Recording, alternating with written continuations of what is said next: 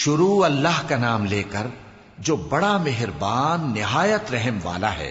میں روز قیامت کی قسم کھاتا ہوں اور نفس لوامہ کی قسم کھاتا ہوں کہ سب لوگ اٹھا کر کھڑے کیے جائیں گے۔ کیا انسان یہ خیال کرتا ہے کہ ہم اس کی بکھری ہوئی ہڈیاں اکٹھی نہیں کریں گے؟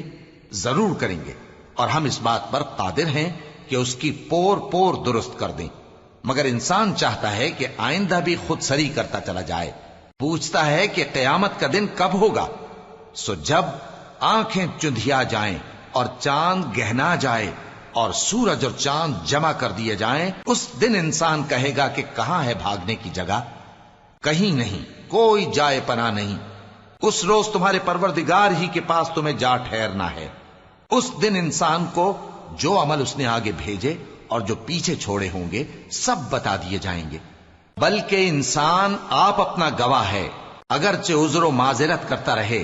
اور اے پیغمبر صلی اللہ علیہ وآلہ وسلم، وحی کے پڑھنے کے لیے اپنی زبان کو تیز تیز حرکت نہ دیا کرو کہ اس کو جلد سیکھ لو۔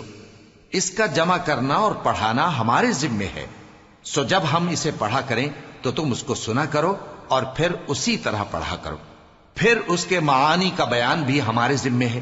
مگر لوگو، تم دنیا کو دوست رکھتے ہو اور آخرت کو چھوڑے دیتے ہو۔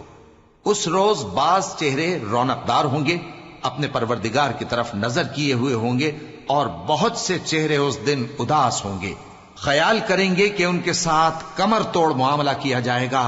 ہاں، جب جان گلے تک پہنچ جائے اور لوگ کہنے لگیں اس وقت کون جھاڑ پھونک کرنے والا ہے، اور اس جاں بلب نے سمجھا کہ اب جدائی کا وقت ہے اور پنڈلی سے پنڈلی لپٹ جائے، اس دن تجھ کو اپنے پروردگار کی طرف کھینچے چلے چلنا ہے۔ پھر ایسے مغرور نے نہ تو پیغمبر صلی اللہ علیہ وآلہ وسلم کو سچا جانا اور نہ نماز پڑھی، لیکن جھٹلایا اور منہ پھیر لیا، پھر اپنے گھر والوں کے پاس اکڑتا ہوا چل دیا۔ خرابی ہے تیری، خرابی پر خرابی ہے، پھر خرابی ہے تیری، خرابی پر خرابی ہے۔ کیا انسان یہ خیال کرتا ہے کہ اسے یوں ہی چھوڑ دیا جائے گا؟ کیا وہ منی کا جو ٹپکائی جاتی ہے ایک قطرہ نہ تھا، پھر لوتھڑا ہوا، پھر اللہ نے اس کو بنایا، سو اس کے اعضاء کو درست کیا، پھر اس کی دو قسمیں بنائیں، مرد اور عورت۔